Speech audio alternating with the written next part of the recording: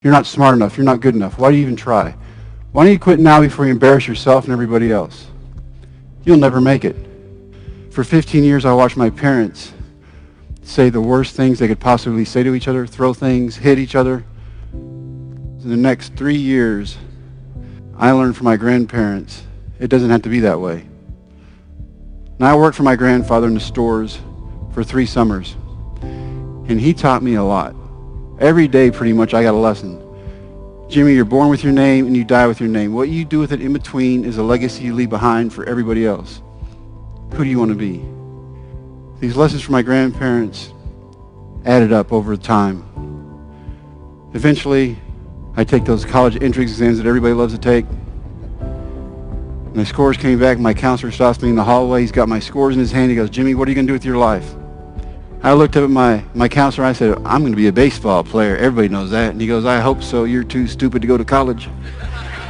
Same period of time, I find out the person I love more than anybody in my life, the mentor, the person I held high up here on this pedestal.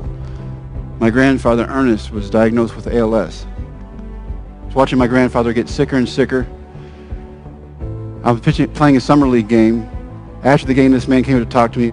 He goes, I'm the coach at Ranger Junior College.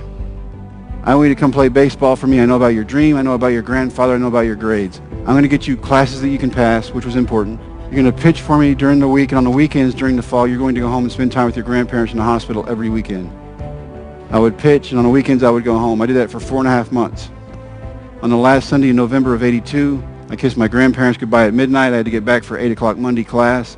Told them I loved them. I got back to school at 1. At 3, my coach woke me up. He said, you need to go home. Ernest has passed away. I've already talked to all your professors. Don't worry about your finals. It'll be taken care of when you get back. You go home. You take care of your grandmother. You take care of the funeral. She does not lift another finger. So I did. To this day in Brownwood, there's never been a larger funeral take place. People came from all over the country. Everybody got to say their goodbyes to my grandfather who lived for everybody else but himself.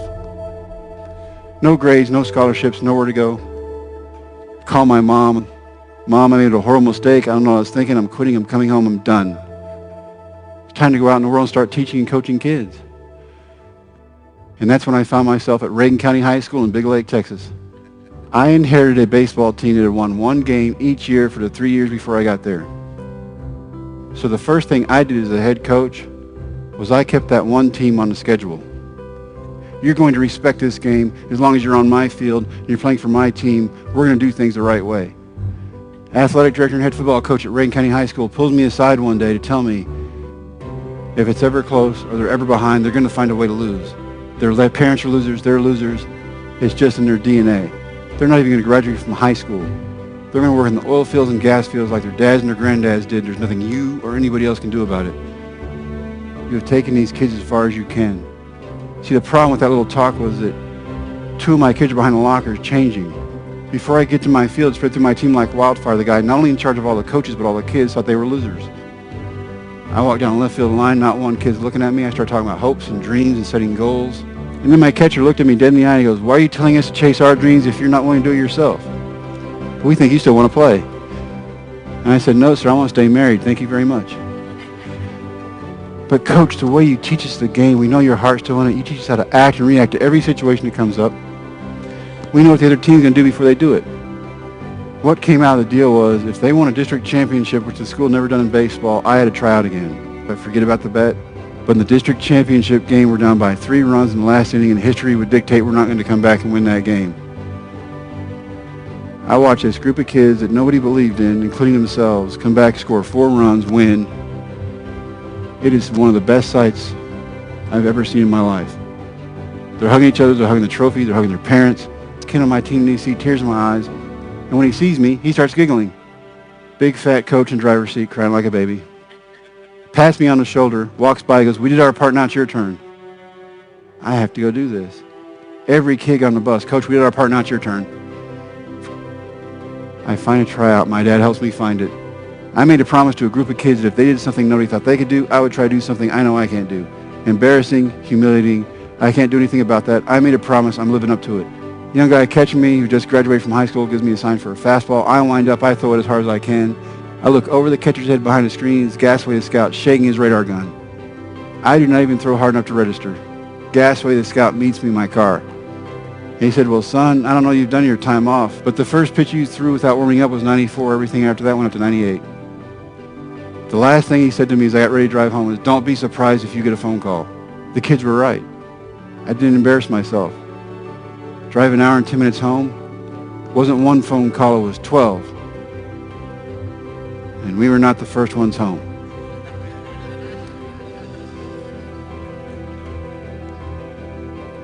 So my ex-wife hangs up the phone, turns around and said, so where have we been? My oldest daughter, who's 4 at the time, and holds on to me every time she can, holding on to my pants as she looks up at her mother and goes, we're not supposed to tell you.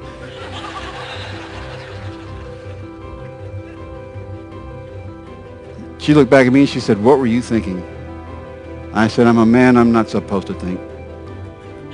She goes, what are you going to do now? I said, the same thing I was going to do before. I'm good at coaching these kids. I'm trained for that. I'm successful at that. I win everywhere I go. That's what I'm good at. This thing over here, this baseball dream, has never, ever worked. I've wanted to play since I was 5. It's never worked. She said, you better listen to phone calls. They wanted me to come back in 2 days and throw again to see if I could actually throw that harder if my arm had fallen off. Because I'm telling my kids they want me to come back and throw again. My kids go, Coach, you told us if we ever had our dream in front of us, you'd chase it no matter what. 2 days later, I go back and throw again. It rained so hard they had to hand me a brand new baseball every pitch. Sliding up to my knee in mud every time I landed, 98 every pitch. Our big league general manager's there. He goes, you can smile, you're going to be in Texas tomorrow. And I just looked at him and I was stunned. I was like, what? He goes, you're in the big leagues. I'm trying to process how in 3 months I've lost 60 pounds. I've gone from grading papers, science papers, and report cards to autographs and doing interviews. All because of a group of kids who, when I pushed them, they pushed back. They got their coach to go to the big leagues, who couldn't even believe in himself at the time. My grandfather had this saying. Every day I heard it for 3 years. Remember who you are. It took me until years later to get what he meant. Remember who you are is simple. Don't do anything you wouldn't have anybody see you do. It's not what you do when you know people are watching that makes you who you are. It's what you do when nobody's watching you at all. That makes you who you are. That's character. That's my grandparents. And if you make it just about you, you're never going to go anywhere. It's when you make it about something bigger than you. Be a mentor for somebody. Be a dream maker. Be a team player. Nothing is impossible in this world.